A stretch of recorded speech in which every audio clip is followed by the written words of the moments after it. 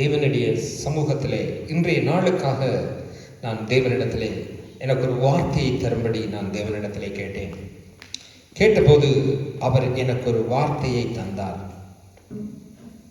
அது எப்படியான வார்த்தை என்று சொன்னால், ஒருவன் என்னிடத்தில் விசுவாசமாயிருந்தால், நம்பிக்கையாயிருந்தால், என்னிடத்திலே பெற்றுக்கொள்ளும்படி ஒருவன் வந்தால் அவன் அதை பெற்றுக்கொள்ளுகிறான். அவன் என்னிடத்தில் பெற்றுக்கொள்ளுவேன் என்று அவன் அதை நினைத்தானாகில், அல்லது அதை அவன் பெற்றுக்கொள்ளுவேன் என்று முழு நிச்சயமாய் நம்பும்போது அதை அவன் பெற்றுக்கொள்ளுகிறவனாய் இருக்கிறான். அதனாலே தான் நாங்கள் ஒன்றை கிறிஸ்துவனிடத்திலே பெற்றுக்கொள்ளுவதற்கு முன்பு நாங்கள் அதை அடைவோம் என்கின்ற ஒரு நம்பிக்கை எங்கள் வாழ்விலே காணப்பட வேண்டும். அதனாலே தான் கிறிஸ்துவுக்கு பிரியமான ஒவ்வொருவருக்கும் நான் இயேசு கிறிஸ்துவின் நாமத்தினாலே நான் வாழ்த்துதலை தெரிவிக்கின்றேன். அதோடு கூட இந்த இடத்துல இருக்கிற உங்களுக்கு நான் சொல்லத்தக்க ஒரு வார்த்தை என்னவென்றால், இயேசு கிறிஸ்துவிடத்தில் நாங்கள் வரும்போது வெறும் இருதயத்தோடு வரக்கூடாது. எப்படி வரணும்னால், அவராலே இந்த காரியம் எனக்கு நிறைவேறும் அல்லது உண்டாகும் என்று சொல்லி நாங்கள் நம்பி அதை நோக்கி அவரிடத்திலே வரும்போது அவர் அதை செய்ய வல்லமை உள்ளவராய் இருக்கிறார். இயேசு கிறிஸ்து இந்த பூமியிலே வாழ்ந்த நாட்களிலே அவர் செய்த காரியங்கள் நிறைய பேர் அறிந்திருக்கிறார்கள். நிறைய அற்புதங்களை அவர் செய்தார். ஆனால் காரியங்கள் இதிலே கொஞ்சம் தான் இந்த பைபிளிலும் எழுதி வைக்கப்பட்டிருக்கிறது. அதிலே லூக்கா 7வது அதிகாரத்திலே அவர் ஒரு காரியத்தை செய்கின்றார். ஒரு விதவை தாயானவள், அவளுக்கு அவளுடைய மகனை தவிர வேறு ஒருவரும் இல்லை. ஆனால் அந்த மகனும் மகனையும் இழந்து விடுகிறான். மகன் இறந்து போகின்றான். அப்பொழுது ஆண்டவர் அந்த பக்கத்தாலே வருகின்றார். அவர் அந்த தாயை பார்த்து அவர் மனதுருகி அந்த தாய்க்கு அவர் செய்த காரியத்தை குறைத்தான். அதோடு கூட இன்னொரு 100க்கு அதிபதியானவன் இருந்தார். அவனுடைய மகளுக்கு ஒரு மரண காரியத்திலே இருந்தார். அவளுக்கும் தேவன் எப்படியாய் அவர்களோடு கூட இருந்தார், அதே போல எங்களுடைய வாழ்விலும் அவர் அவ்வண்ணமாய் இருக்க போதுமானவராய் இருக்கிறார் என்று சொல்லி நாங்கள் நம்பும் போது, நாங்கள் விசுவாசிக்கும் போது அந்த காரியம் எங்கள் வாழ்விலே நடக்கின்றது. ஏனென்றால் தேவனாகிய கர்த்தர் சொல்லுகிறார், ஒருவன் விசுவாசம் இல்லாமல், அதாவது நம்பிக்கை இல்லாமல், அல்லது அவரிடத்தில் பெற்றுக்கொள்ளுவேன் என்று நம்பாமல் என்னிடத்தில் வந்தால் அவன் பெற்றுக்கொள்ள மாட்டான் என்று. அப்ப விசுவாசம் இல்லாமல் ஒருவன் ஒரு காரியத்தை பெற்றுக்கொள்ளக் கூடாததா இருக்கின்றது. இந்த காரியத்தை ஆண்டவர் என்னுடைய இருதயத்திலே வைத்த போது நான் இந்த காரியத்தை வாசித்த போது 13வது வசனம் சொல்லுகிறது. 7வது அதிகாரம் 13வது வசனம் சொல்லுகிறது, கர்த்தர் அவளை பார்த்து அவள் மேல் மனதுருகி அழாதே என்று சொல்லி 14வது வசனம், கிட்ட வந்து பாடையை தொட்டார், அதை சுமந்தவர்கள் நின்றார்கள். அப்பொழுது அந்த வாலிபனே எழுந்திரு என்று உனக்கு சொல்லுகிறேன் என்றார். 15வது வசனம், மரித்தவன் எழுந்திருந்து உட்கார்ந்து பேசத் தொடங்கினான். அவனை அவர் தாயினிடத்தில் ஒப்புக் கொடுக்கிறார் என்று சொல்லி. அப்ப தேவனாகிய கர்த்தர் அவர் ஒரு தேவனாய் இருந்தவர். அவர் மகிமையிலே வாசம் பண்ணுகிறவர், வாசம் பண்ணிக்கொண்டு இருக்கிறார். அவர் இந்த மனுஷ சாயலாய் பூமிக்கு வருகின்றார். அவர் பூமிக்கு வந்து அவர் நிறைய அற்புதங்கள், அதிசயங்கள், அடையாளங்களை செய்கின்ற போதிலும் அவர் ஜனங்களை பார்த்து இறங்குகின்ற தேவனாய் இருக்கிறார். கர்த்தர் அவளை பார்த்து, ஒரு தேவனாகிய கர்த்தர் ஒரு மனுஷனை பார்த்து அவர் வேதனை அடைகின்றார். அவள் படுகின்ற வேதனையை அவர் அறிந்திருக்கிறவராயிருக்கிறார். அப்போ மகன் இழந்த தாய், கணவன் இல்லாத அந்த ஒரு தாயானவள் அந்த இடத்திலே எவ்வளமாய் வேதனையிலே காணப்படுவாளோ அதை இந்த பூமி அறிந்ததாய் காணப்படுகின்றது. அந்த நேரத்திலே அவர் அவளை பார்த்து சொல்லுகிறார். அவளை பார்த்து அவளுடைய வேதனையை அறிந்து, அவளுடைய கவலையை அறிந்து, அவளுடைய துன்பங்கள் சகலவற்றையும் அறிந்த தேவன் அவளுக்கு இனி அவளுடைய வாழ்விலே ஒன்றும் இல்லை. எங்கள் சாதாரணமாக நாங்கள் எடுத்துக்கொள்வோமானால், இந்த பூமியிலே வாழ்கிற நாங்கள் ஒரு திருமணமான பின்பு, ஒரு குழந்தை பிறந்த பின்பு கணவன் மறைத்து போனால் அந்த குழந்தை தான் சகல வாழ்வுமாய் காணப்படுகிறது. அப்படி ஒரு நாள் காணப்பட்ட அந்த ஒரு தாயினுடைய வாழ்வில் தேவனாகிய கர்த்தர் குறுக்கிடுகிறார். அவளை பார்த்து நீ அழாதே என்று சொல்லி, அவள் ஒன்றும் பேச திராணி அற்ற மகளாய் காணப்பட்டாள். அவளிடத்திலே பேசுவதற்கு இருதயத்திலே ஒன்றுமில்லை. ஏனென்று சொன்னால், எதை பேசுவது, என்ன செய்வது என்று ஒன்றும் தெரியாத சூழ்நிலை. அப்படியான ஒரு சூழ்நிலை காணப்பட்ட போது அழாதே என்று சொல்லி, அவர் மனதுருகிற தேவன் என்று நாங்கள் வாசிக்கிறோம். கம்பேஷன் காட் என்று சொல்லி, அவர் இரக்கத்தின் தேவன், அவர் மனதுருக்கத்தின் தேவன்,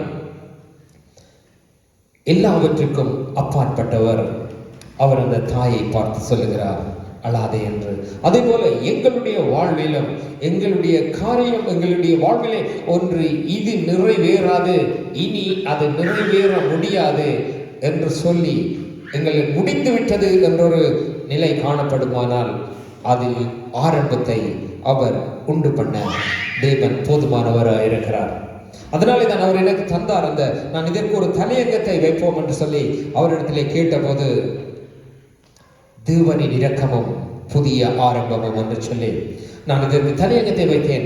தேவனுடைய இரக்கமும் புதிய ஆரம்பமும் என்று சொல்லி, அந்த தேவன் அந்த தாய்க்கு இறங்கினதின் நிமித்தம், அந்த மரித்திருந்தவனை அவர் உயிர்ப்பித்து கொடுத்ததின் நிமித்தம் புதிய ஒரு வாழ்வு, புதிய ஒரு ஆரம்பம் அங்கு காணப்பட்டது.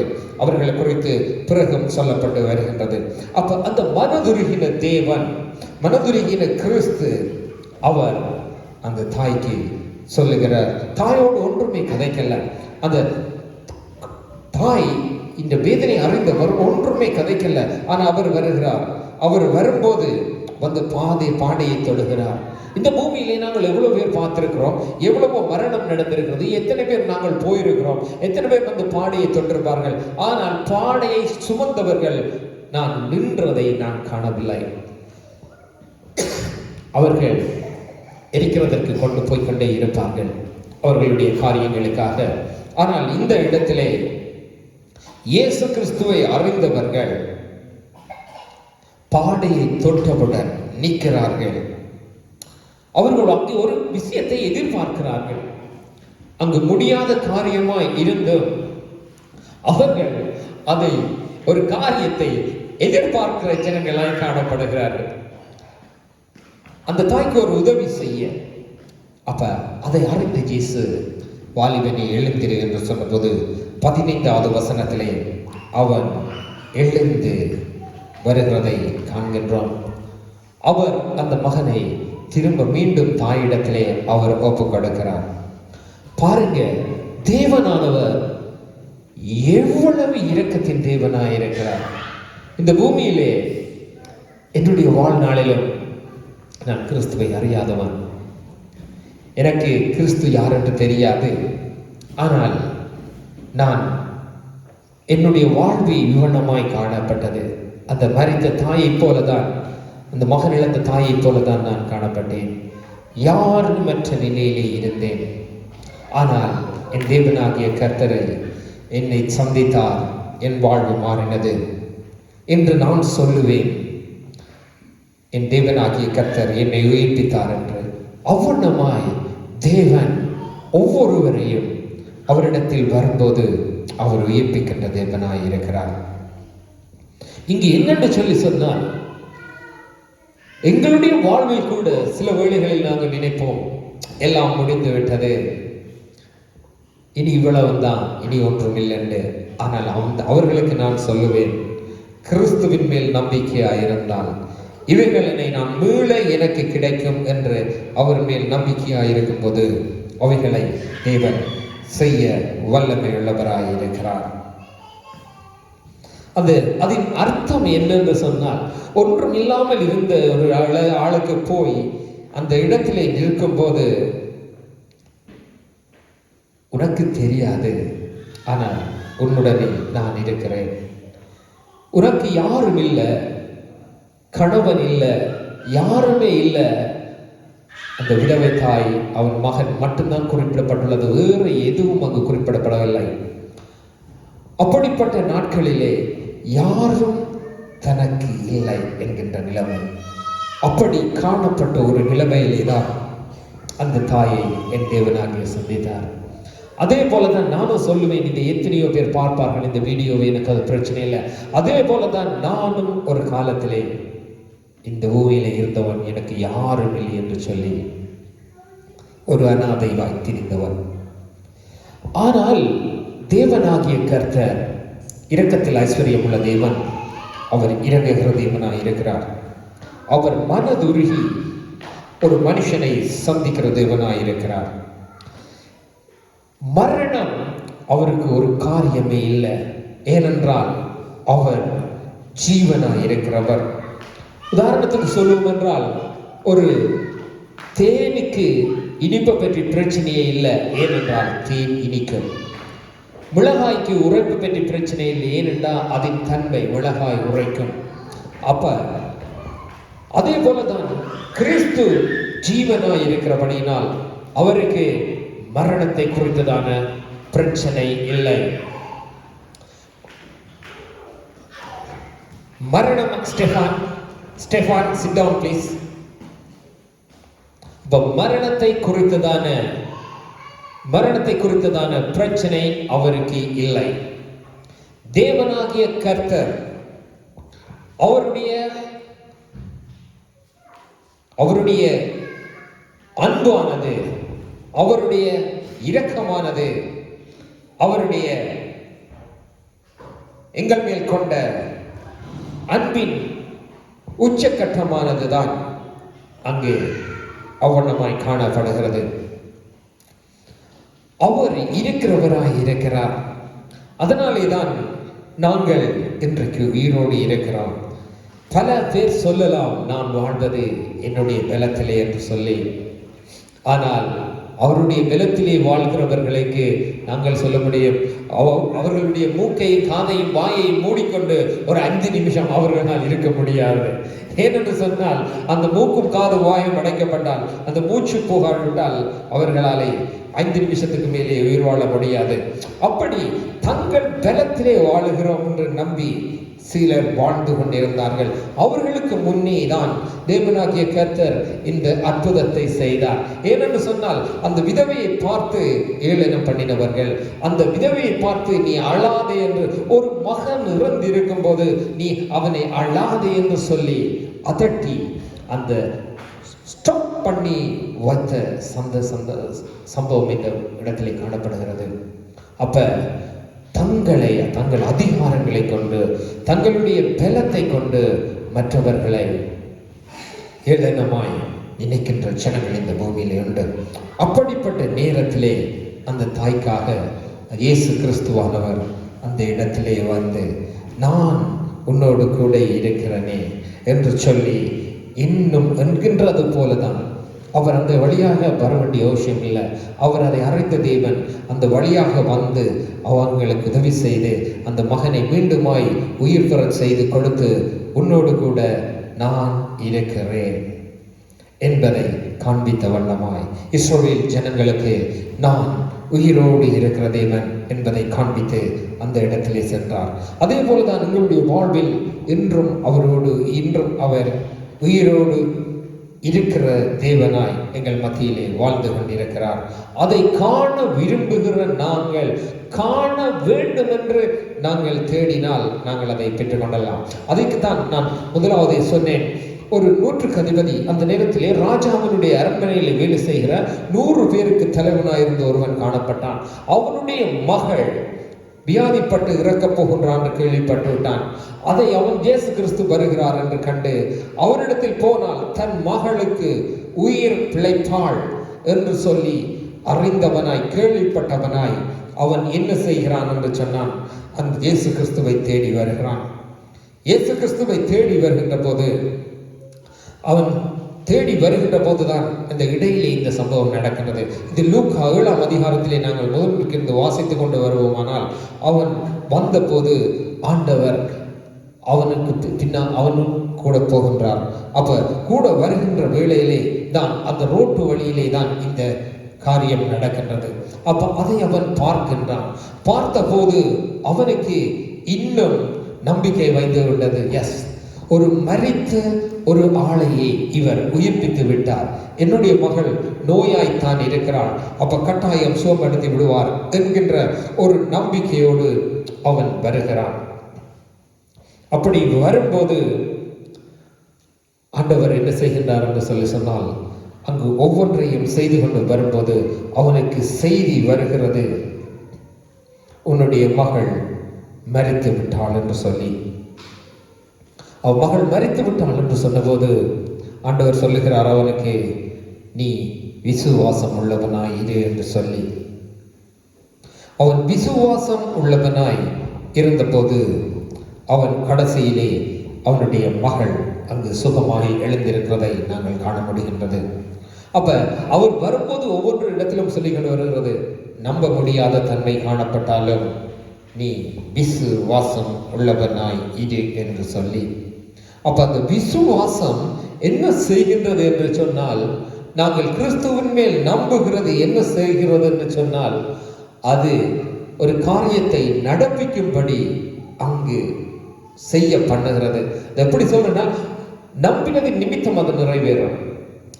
நாங்கள் நம்பினதின் நிமித்தம் அது நிறைவேறும். ஏனென்று சொன்னால், அதுதான் கிறிஸ்துவுக்குள்ளே காணப்படுகிற நீதி என்று சொல்லப்படுகிறது. நான் நேற்று ஒருவரை சந்தித்தேன். ஒருவரோடு சந்தித்து கதைக்கும் போது அவர்கள் சொன்னார்கள், நாங்கள் செய்கின்ற ஒவ்வொரு நல்லதின் நிமித்தம் நாங்கள் செய்கின்ற, நான் 100% நல்லது செய்யலாம், 10% தீயது செஞ்சிருக்கலாம். அப்ப அவ என்னோடு நின்ற மற்ற வெள்ளக்காரங்க கேட்டாங்க, அப்ப நீ 90% நல்லது செய்தால், நீ உனக்கு நல்லதுன்னா 90% நல்லதும் 10% தீமைக்கு தீமையை நீ பெற்றுக் கொள்வாயே. அப்படியானால் நீ எப்படி பரலோக ராஜ்யத்தின் 100% காரியத்தை பெற்றுக்கொள்ளலாம் என்று நீ நம்பலாம் என்று சொல்லி ஒரு ஆளை கேட்டபோது அவங்க யோசித்தாங்க. அதனால இப்ப நாங்கள் நினைக்கிறோம், எங்களுடைய வாழ்வில் நாங்கள் செய்கிற நன்மையின் நிமித்தம் எங்களுக்கு நன்மை கிடைக்கிறது. சில வேளைகளில் நாங்கள் செய்கிற நன்மை நிமித்தம் சில நன்மை கிடைக்கிறது. அது எப்படி என்றால், நாங்கள் செய்கின்ற நன்மைக்கு ஏதுவான ஒரு சமனான காரியமாக இருக்கும். இப்ப நான் ஒருவருக்கு ஒரு 100 ரூபா கொடுத்தால் அவர் எனக்கு ஒரு 200 ரூபா தரலாம். ஆனால் அவர் எனக்கு ஒரு அதைவிட ஒரு பெரிதான காரியம் இருக்கும் என்றால் அவரால் செய்ய முடியாது. அதே போலதான் எங்களுடைய வாழ்விலே ஒரு கிறிஸ்துவை நம்புவது தேவனுக்கு அது நீதியாய் காணப்படுகிறது. அது தேவனுடைய நீதி என்று சொன்னால் அவர் அதை நிறைவேற்ற வேண்டிய கட்டாயம் அவருக்கு காணப்படுகிறது. கிறிஸ்துவ நிமித்தம் தீமையானதை அல்ல, நன்மையானதை. இன்றைக்கு என்னாலே ஒரு காரியம் முடியாது, நான் சேலஞ்ச் பண்ணி சொல்ல முடியும், இந்த காரியம் பூமியில் உள்ள மனுஷனாலே நிறைவேற்ற முடியாது என்று எனக்கு தெரியும். ஆனால் நான் கிறிஸ்துவை நம்பி அவருடைய பாதத்திலே முழங்கால் படியிட்டால் அது நிறைவேற்ற அவர் வல்லமை உள்ளவராயிருக்கிறார், 100% நம்பி இருக்கும் போது. அப்ப அந்த தேவனாகிய கர்த்தர் அவனோடு கூட நடந்து வருகிறார், அவனும் நடந்து வருகிறான். ஆனால் அவனுடைய சிந்தனையெல்லாம் தன்னுடைய மகளை போய் பார்த்து சுகப்படுத்த வேண்டும் என்று சொல்லி. ஆனால் இடையிடையே ஜனங்கள் தடைப்படுத்துகிறார்கள். எங்களுடைய வாழ்வில் கூட நாங்கள் சில இடங்களுக்கு போகும்போது, ஒரு காரியத்தை பெற்றுக்கொள்ள போகும்போது இடையே ஆக்கள் நின்று தடை பண்ணும் போது எங்களுக்கு கொஞ்சம் வேதனையாக இருக்கும். என்னுடைய வாழ்க்கையிலே ஒரு அனுபவத்தை நான் சொல்லுறேன். நான் இலங்கையில் இருக்கும்போது ஒரு பெரிய மனுஷரை சந்திப்பதற்காக நான் ஒருவரோடு கூட போய் கொண்டிருந்தேன். போகும்போது அவர் ஒரு ஆளை சந்திக்க போய் கொண்டிருக்கின்றார். அவருக்கு இடையிலே 2-3 பேர் இருக்கிறார்கள். அவர்கள் இவரை டிலே பண்ணி கொண்டிருக்கிறார்கள். ஏனென்று சொன்னால், அவருடைய ஆபீஸ்ல தான் அந்த 2-3 பேர் வேலை செய்யறாங்க. ஆனா அந்த 2-3 பேருமே அவரிடத்திலே போய் ஒரு காரியத்தை தங்களுக்கு செய்து தர சொல்லி கேட்கறதுக்கு பயப்படுகிறவங்களா இருந்தாங்க. ஆனா என்னை கூட்டிக் கொண்டு போனவர் சொன்னால் அவர் செய்து கொடுப்பார் என்று அவர்கள் அதை கண்டுட்டு இவரை தடை பண்ணி கழிச்சிட்டு இருக்காங்க. அப்ப நான் யோசிக்கிறேன், என்னடா இந்த ஆபீஸ்ல வேலை செய்யறாங்க, அவரோடு கூட இருக்கிறாங்க, அவரை கேட்க பயப்படுறாங்க, என்ன கூட்டிக் கொண்டு போற ஆளை ஐயா நீங்க அவங்க சொன்ன இவங்க என்ன வச்சு இதை வச்சு டிலே பண்ணி கொண்டு இருக்கிறாங்கன்னு. அப்ப எனக்கு அது கொஞ்சம் வேதனையா இருந்தது. ஏன்னு சொன்னால் நேரம் போக போக சிலோடு அவர் போயிடுவார், அவர் அவர் எப்ப போவாருன்னு தெரியாது. அப்ப அப்படியான ஒருவரை சந்திக்க போகும்போது, ஒருவர் எங்களை இடையிலே தடை பண்ணும்போது எங்களுக்கு எவ்வளவு வேதனையா இருக்கும். அதே போலதான் இந்த 100க்கு அதிபதியாகிய அவனுடைய மகன் அங்கு வியாதியாய் வேதனையாய் கிடக்கின்றார். அப்ப அந்த வேதனையாய் காணப்பட்ட போது இயேசு கிறிஸ்துவானவர் என்ன செய்கின்றார் என்று சொன்னால், ஒவ்வொருவரும் இயேசு கிறிஸ்துவை தடை பண்ணுகிறார்கள். உதாரணத்துக்கு அதுக்கு முதலும் ஒரு காரியம் அங்கு காணப்படுகின்றது. அப்போ ஒவ்வொருவரும் வந்து இயேசு கிறிஸ்துவை தடை பண்ணுகிறார்கள். இயேசுவானவர் நின்று போகின்றார். அப்படி போகும் போதுதான் இயேசு கிறிஸ்து அந்த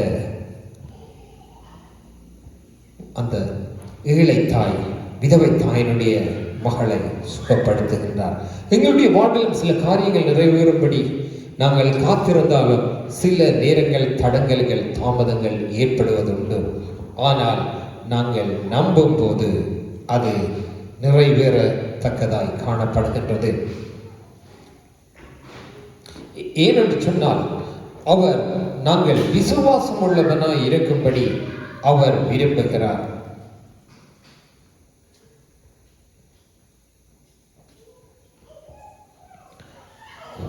ஒரு நாள் நாங்கள் விசுவாசம் உள்ளவர்களாய் இருந்து பார்த்தால் அந்த காரியம் அங்கே நிறைவேறும்.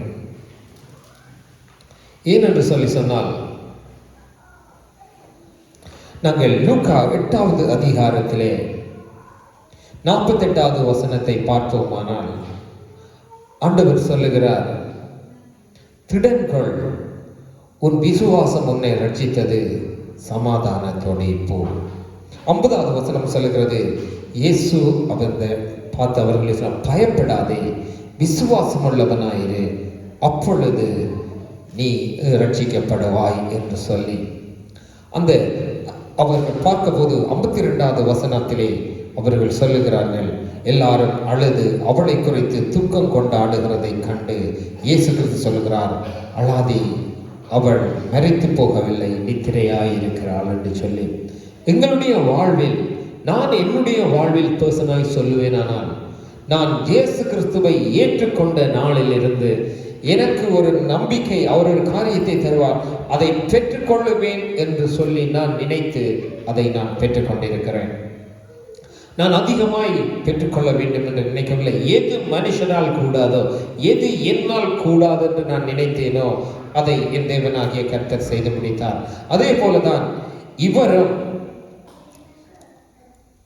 தன்னுடைய பிள்ளையை சுகப்படுத்த அவனுக்கு 100க்கு அதிபதி என்று சொன்னால், இந்த நாட்களிலே ஒரு ராஜாவினுடைய அரண்மனையிலே வேலை செய்கிற ஒரு மனுஷன், அவருக்கு கீழே 100க்கு பல பேர் அவருக்கு கீழே வேலை செய்கிறார்கள். அவருக்கு அதிகாரம் உண்டு. நாங்கள் வாசிப்போமானால் அவரே சொல்கிறார், எனக்கு அதிகாரத்துக்கு உட்பட்டவர்கள் கீழே இருக்கிறார்கள். நான் போ என்றால் போகிறான், வா என்றால் வருகிறான், இதை செய் என்றால் செய்கிறான். அப்படி இருந்தும் எனக்கு அவ்வளவு அதிகாரம் இருக்கு, ஆனால் என் மகளை என்னால் சுகப்படுத்த முடியாது, நீரோவானால் வந்து சுகப்படுத்தி விடும் என்று சொல்லி, அப்படி அவர் வந்து சுகப்படுத்த கேட்ட பொழுது அவள் மரித்த பின்பு இயேசு கிறிஸ்துவானவர் 54வது வசனம் சொல்லுகிறது, அவர் எல்லோரையும் வெளியே போக பண்ணி கையை பிடித்து பிள்ளையே எழுந்திரு என்றார். அப்பொழுது அவள் உயிர்த்து திரும்ப வந்து உடனே அவள் எழுந்திருந்தாள். அப்பொழுது அவள் உயிர் திரும்ப வந்தது. எழுந்திரு என்று சொன்னபோது அவள் உயிர் திரும்ப வந்தது. அவள் உயிர் திரும்ப வந்தது என்றால் அங்கு உயிர் போன உயிர் மீண்டும் வந்தது. நான் ஒரு கதை சொல்லவில்லை, இது உண்மையாய் நடந்த சம்பவம். இந்த புக்கிலே எழுதி வைத்திருக்கிறது நடந்த சம்பவம். நான் பல பேரை சந்திக்கிறதுண்டு, அவர்களிடத்தில் பேசும்போது நான் கேட்பதுண்டு. கேட்கின்ற போது ஹோலி பைபிள், ஹோலி புக்ஸ், பரிசுத்த புத்தகம் என்று சொன்னால் நீங்கள் எதை சொல்லுவீர்கள் என்று சொன்னபோது எல்லா மதத்தவர்களும் முதல் சொன்னது பைபிளை தான். அதுக்கு பிறகுதான் இவன். எனக்கு நிறைய முஸ்லிம்கள் உண்டு. நான் என்னுடைய முஸ்லிம் வேலை செய்கிற நண்பர்களோடு கூட கதைக்கும் போது, நீங்க ஹோலி பைபிள்ஸ், ஹோலி புக்ஸ் என்று சொல்லி எத்தனை புக்ஸ் அக்செப்ட் பண்ணி வச்சிருக்கிறீங்க என்று கேட்டபோது அவன் 3 புக்ஸ் என்றான். அதுல முதலாவது நீ சொல்லுறான்டா, அவன் பைபிள் என்று சொன்னான். 2வது குர்ஆன் என்று சொன்னான். ஏன் அப்படி சொல்வார்கள் என்று எனக்கு தெரியவில்லை. ஆனா நான் பொய் சொல்லல. ஆனால் என்னை கேட்டாலோ நான் அவனுக்கு உடனே சொன்னது, நீ 3 புக்கை சொல்லுவாய், ஏனென்றால் நீ அதை ஏற்றுக்கொண்டு எல்லாத்தையும். என்னை கேட்டால் நான் சொல்லுவேன், இது ஒன்றுதான் ஹோலி புக் என்று சொல்லி. அதாவது ஹோலி என்றால் உண்மை, பரிசுத்தம், நீதி உள்ளது என்று சொல்லி. அப்ப இங்கு உண்மைதான் வைக்கப்பட்டிருக்கிறது, நீதிதான் வைக்கப்பட்டிருக்கிறது, பொய்யானவைகள் ஒன்றும் வைக்கப்படவில்லை. அதனாலே நான் இதை மட்டும்தான் சொல்லுவேன் என்று சொல்லி. ஏன் நான் இதை சொல்லுகிறேன் என்று சொன்னால், எங்களுடைய வாழ்விலே நாங்கள் பார்க்கும் போது நிறைய உண்மை போல தெரியும், ஆனால் அவைகள் போலியாய் இருக்கும். சிலது போலி போல தெரியும், ஆனால் அவைகள் தான் உண்மையாய் இருக்கும். நாங்கள் நம்ப மறுக்கிற காரியங்கள், நாங்கள் சிலவழிலே உண்மையாய் நாங்கள் ஏற்க மறுக்கிற காரியங்கள் நிறைய உண்மையாய் இருக்கிறது. நாங்கள் ஏற்றுக்கொண்டிருக்கிற நிறைய காரியங்கள் பொய்யாய் இருக்கிறது.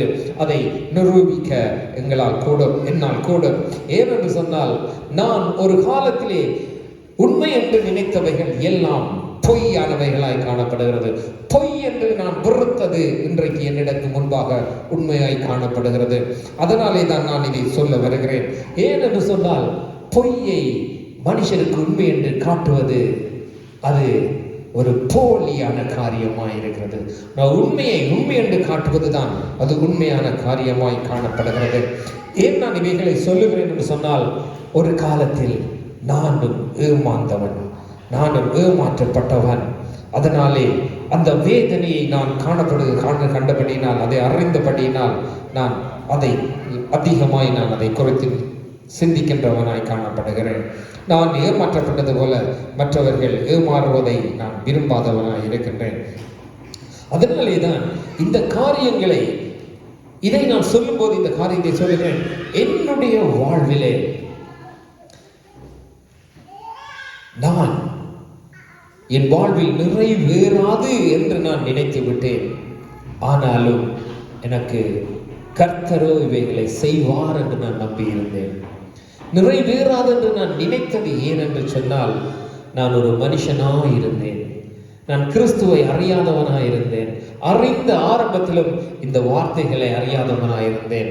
பூமியை நான் பார்த்தேன், அது கூடாது என்று நான் நினைத்தேன். ஆனால் கிறிஸ்துவை அறிந்த பின்பு, இந்த வார்த்தைகளை வாசித்த பின்பு, நான் இவைகள் என் வாழ்வில் நடக்கும் என்று சொன்னேன். அவைகள் நடந்தது.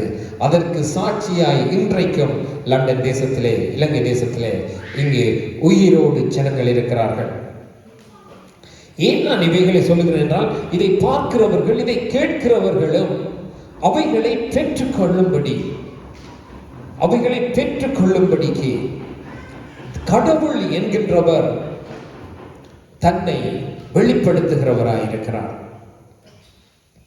2 ராஜாக்கள் 4வது அதிகாரத்திலே ஒரு காரியம் இருக்கிறது. இதே போலதான் ஒரு தேவனுக்கு ஊழியம் செய்த ஒருவர் இருந்தார். நீங்கள் வாசித்து பாருங்கள். அங்கு அந்த தாய்க்கு 2 பிள்ளைகள் இருந்தார்கள். கணவன் இறந்து விட்டார். கணவன் இறக்கக்கு முதல் எங்களைப் போல கடன் வாங்கி போட்டு இறந்து விட்டார். அப்பொழுதும் கடன் வாங்குகிற பழக்கம் இருந்திருக்கிறது. அப்பொழுது அந்த கடன் கொடுத்தவர்கள் வந்து 2 பிள்ளைகளையும் அடிமையாய் பிடித்து கொண்டு போறதற்கு முற்பட்டார்கள். பழைய நாட்களிலே, வருஷங்கள் 1000 வருஷங்களுக்கு முன்பு, ஒருவருக்கு பணம் கொடுத்து விட்டாலோ அல்லது ஒருவருக்கு ஒன்றை கொடுத்து விட்டால் அதை செலுத்த முடியாது போனால் அவரிடத்தில் இருக்கிறதை அடிமையாய் கொண்டு போகிற வழக்கம் காணப்பட்டது. இப்போ உதாரணத்துக்கு கணவன் ஒரு பணத்தை வேண்டிவிட்டால் கொடுக்காது போனால், அவனிடத்தில் பெறுமதியானது ஒன்றும் இல்லை என்று சொன்னால், அவனுடைய மனைவியை அடிமையாய் பிடித்து கொண்டு போற காரியம், அல்லது அவருடைய பிள்ளைகளை அடிமையாய் பிடித்து கொண்டு போறதுக்கான காரியம், அல்லது அவருடைய சொத்துக்கள் எல்லாத்தையும் எடுத்துக்கொண்டு போறதான காரியம்.